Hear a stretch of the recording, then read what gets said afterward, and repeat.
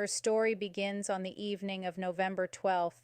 She was woken by the sound of her brother screaming, "Help, Daddy, help."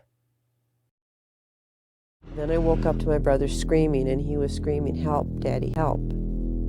It was one of those screams that you knew something bad was happening. You knew that he was in danger. I decided to go up on deck and find out what was happening. Above deck, she observed the bodies of her brother and mother in the main cabin, not far from the galley. As I came out here, and this would have been the kitchen, my mother and brother were lying there, and there was a big pool of blood. However, instead of being confronted by Harvey and asking him what happened, he struck her and pushed her below deck. She went up onto the deck and was met by a wild-eyed Julian Harvey, who rushed up to her and shoved her back down the ladder and said, get back down there.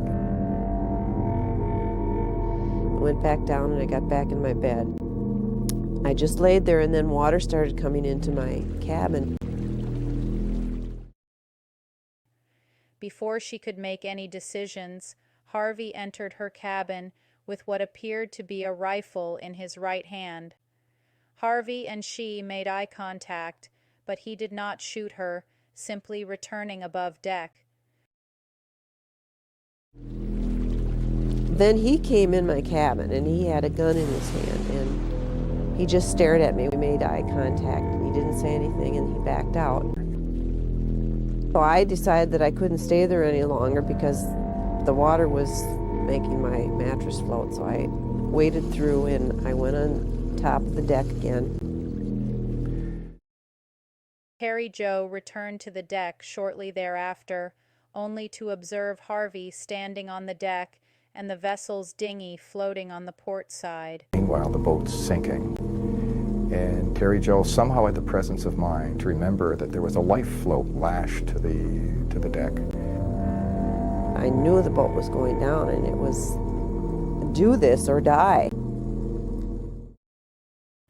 Terry Jo remembered the single life raft aboard the vessel, and she embarked on the tiny boat out into the ocean.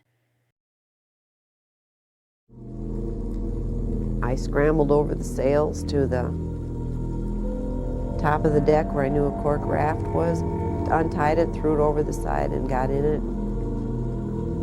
The line on the float actually snagged on the Bluebell for a moment and pulled her and the float underwater, but it freed itself and she came back up.